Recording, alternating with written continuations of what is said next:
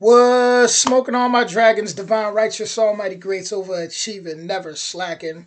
Glad to be back as usual. Shout out to all you beautiful people out there. Today we got top 10 British words you were saying wrong. Soon we actually gonna have because one of the videos I did about the British footpaths. Someone had recommended me to do like something about Scotland's free roam. That's coming soon. That's coming soon, so definitely stay tuned. I just wanted to put that out there. But today we got top 10 British words you were saying wrong. Original link in the description if I didn't say that already. And we hopping into it. Here we go. Be sure to listen closely. Welcome to Watch Mojo UK, and today we'll be counting down our picks for the top 10 British words America is saying wrong.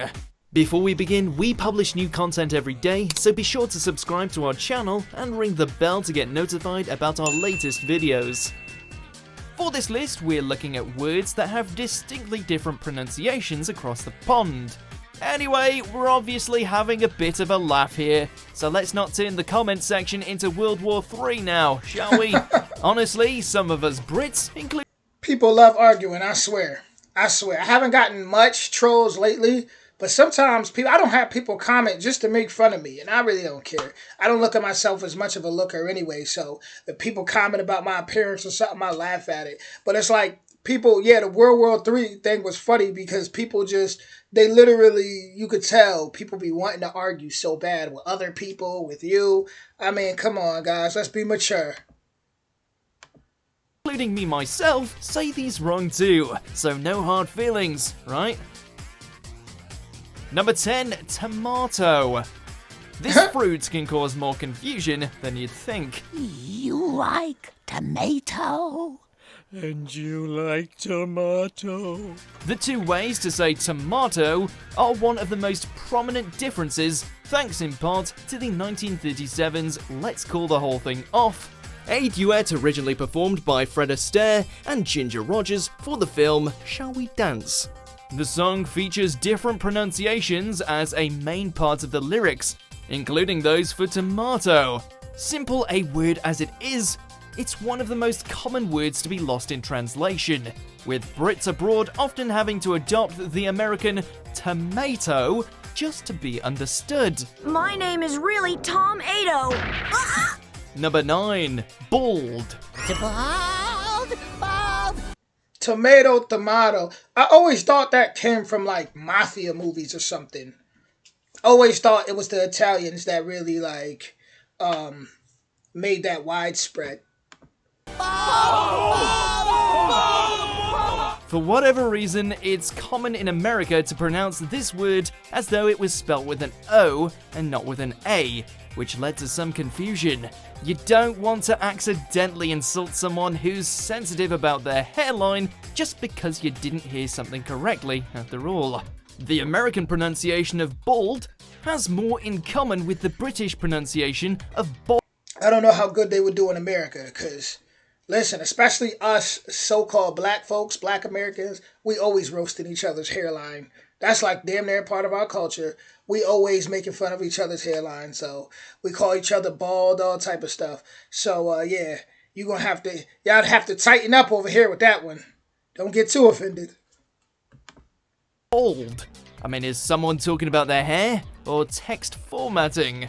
This is to do with the natural way language evolves. Sounds often getting shorter, but it can still prove tricky. Ugh!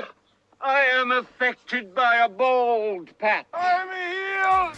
Number 8, vase. And don't worry about the vase. What vase?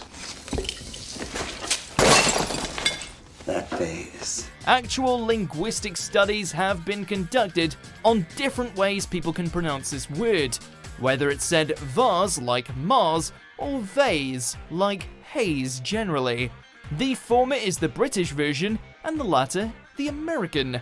When eBay users were polled on what they think about someone based just on their pronunciation of certain words, vase came up as implying that somebody who says it the British way. I don't know what's up with this clicker thing. Every time I gotta click it 5 times, but listen, it's always been vase. Never heard anyone say vase. That sounds very fancy. Was. Actually, you know what? Might start saying that. Is stuck up. Considering many of the UK's many regional accents still cling on to that long A, this definitely isn't true. But first impressions often matter. Then, arrange them nicely in a vase. Oh, get in! Get in! Get in! Number 7. Leisure. Hey there! You got the Miller family here reporting for leisure, sir. Since visits across to other countries are often for this purpose, be that a holiday or a vacation, it's not surprising that this particular word can cause head scratches. It can be an especially weird difference for people who don't speak English as a first language too, looking to get to grips with the national variations. In America, you'll almost always hear people say leisure, like it's got an extra E hidden somewhere, while in the UK it's more like leisure, as if the I isn't there at all. With both versions seeming to ignore the actual spelling, it's no wonder this word... For those that are, British, have y'all witnessed American tourists get into arguments with the British because they may say something and the American may be like, what? That's not how you say it. Have y'all seen, actual arguments happen? If so, let me know in the comments. I'm curious. can be an annoyance. Mr. Murphy, what exactly attracts you to the leisure industry? In a word, pleasure. It's like my pleasure and other people's leisure. Number 6, mobile. There aren't just different pronunciations of mobile, usually mobile versus mobile, but there are many different ways to actually use the word itself. In the UK, it's common shorthand for mobile phone, which in the US would be a cell phone. And of course, your mobile goes. In the US, it's often used for the phrase mobile home, which could be anything from a caravan to a motorhome in Great Britain. I saw you leaving Pablo Chacon's compound, and we both know if I search your mobile home, what I find. Even more confusing if you're talking about the mobile that hangs over a baby's cot. This can again be pronounced differently in certain parts of the States, and sounds more like mobile. It's like a Batmobile. Number 5, scone. Scone. They only have maple walnut. One of the most contested words in the English language has to be scone. Or is it scone? You'll generally find scone. Never heard nobody say that word. Never. Like tone in use in US English. But if you were to actually come to the UK, things get a lot more complex. The debate around exactly what these baked goods are called has been fiercely raging for years, and differs depending on what region you're in. If you're in the south of England or the Republic of Ireland, you'll also hear scone like tone. And then some butter that's been rubbed in. Why do you mix the two flours? I just think it gives a bit of a lighter scone. I really, really do. But Northern Ireland, Northern England, Wales and Scotland all usually use the shorter scone. People will still understand what you mean, no matter which you say though. Pass the scones, please. Yeah, never heard scone. Scone, never. That was new to me, completely new. You learn something every day. To 7 days. Number 4, garage. Garage? I have some tiki torches in the garage. A word with too many pronunciations for its own good. It's often pronounced with a long A at the end in America, sounding more like garage. But this way also crops up in the south of England. There's a garage. If you come further north, however, you'll find yourself hearing garage more often than not, shortening the word. Just popping back to the garage. Garage? There are a few contextual differences too. In the UK, when your car needs repairs, you take it to a garage, while in the US, your car might be in the shop. Number 3, advertisement. You always look so cool. Like the advertisement of the man in Times Square. It's not often you'll actually hear somebody say the whole word these days. Normally it's reduced to the much quicker ad in English-speaking countries. but it can be a little jarring to hear advertisement if someone says it differently. Problems arise in the middle syllable, with some saying tis and others saying ties, as well as putting the stress in different places. As if that wasn't weird enough, uses of the word also vary, as the ads on television are still called ads in the UK, but become commercials in the States, and advert is a more common British shortening than ad to begin with. I should be glad to have your help in the matter. We thought you would. That's why we wrote this advertisement. Advertisement for what? For the new... I can't imagine that. I can't imagine advertisement. I just can't imagine. I just can't. Advertisement. That's so. What? What? That is. I don't know. I can't imagine it. I just can't. What? Be glad to have your help in the matter. We thought you would. That's why we wrote this advertisement. Advertisement? Advertisement for what? For the new nanny. Number 2, vitamin. My doctor says I need vitamins. So why don't you take vitamins? We know they're important and we need to make sure we have enough of certain ones, but the jury is still out on what the best way to say the word is. In the UK, you'll hear vitamin with a small I, but in the US, it becomes vitamin as though it's a capital I.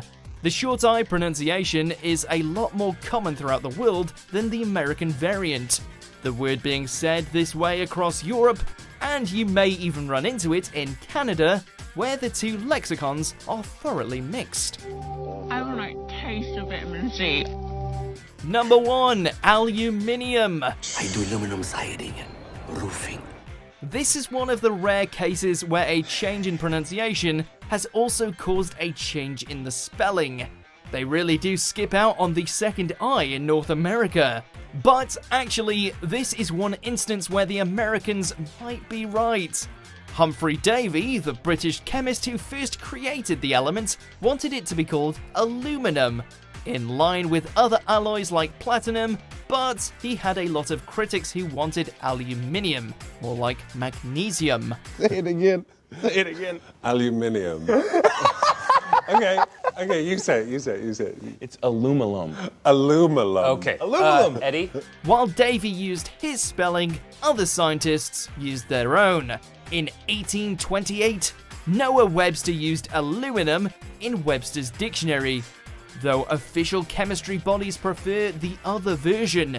Today, both are recognized as acceptable. Do you agree with our picks? Check out this other recent clip from Watch Mojo UK and be sure to... Okay, that blew me away.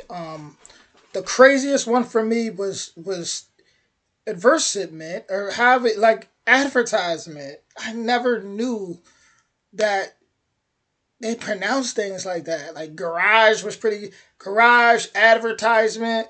I mean, you have some ones in aluminum. You have some ones in there that's like leisure. Those are the ones that really surprised me. Leisure, mobile was kind of great. Yeah, mobile. Didn't know what a scone was. Garage, vitamin, that too. I mean, but aluminum. I mean, no, advertisement got me the most. I can't imagine running into somebody and they pronounce it. I still can't even pronounce it how they said advertisement. Like, that's crazy to me. I mean, listen, it's probably crazy to you guys, right? That are from Britain or that are British and hear me say advertisement, right? It's wow. That's why I say we're like in reverse of each other. We're like a parallel universes. Just the way we pronounce things, the way we see things, it's like in reverse. Everything. We drive on the right. I think you guys drive on the left, like with the wheel. And just everything is kind of, it's crazy. It's crazy. Woo! Listen, I mean, it's awesome though, because if we were all the same, this would be a really, really boring world and it wouldn't be as exciting or interesting. So when I say crazy, it's not to like downplay. It's just Once again, you know, being from New York, we just tend to say that a lot. We might eat something good. Woo! Like say some pasta or some good pizza. That's crazy. You know, or we might really mean, you know, crazy has different meanings. We might see something crazy. That's crazy. You know, we say it when we're excited. That roller coaster, that's crazy. Or did you taste that water right there? That's some good mountain water. That's crazy. Like, so it's not to, let me just make that clear. When I say that's crazy, it's not to downplay you guys. That's just, you know, once again, just those language, those different those language barriers, and just, you know, cultural differences, and, you know, things like that. But it's all love over here. That's really what I'm saying. It's all love. So anything I say, it's not to downplay you guys, because I'm sure you guys are probably laughing at me about a lot of things. There's probably somebody laughing like, hey, this guy keeps sweating. Yes, I'm hot. You know, no AC in this room. And I don't like, you know, it's crazy. I don't even like AC because it makes me sick. I already got allergies, and AC makes me just, I don't know. I don't know. But, just the way I pronounce things. Is that to you right now, to people that are British, does that sound funny to you when I say aluminum? Let me know. Aluminum. Mobile. You know, the mobile phone. Advertisement. Bald. What else they had there? Leisure. Like, scone. Pause. That, it's just crazy to me to think that there's somebody that's gonna watch this video that's probably gonna be laughing like like that sounds so weird coming from me, how I'm pronouncing it, how I've always known to. So, like I said, just it's, you gotta love it though. If we were all the same, it would be a really boring world. It really would be. But with that being said, that was top 10 British words you are saying wrong. I don't know. I wasn't expecting that. I really was not expecting. Oh yeah, vitamin too. Vitamin garage. I mean, I wasn't expecting advertisement. I wasn't. Caught me off guard. But I will see you guys on the next one. Much love to you all.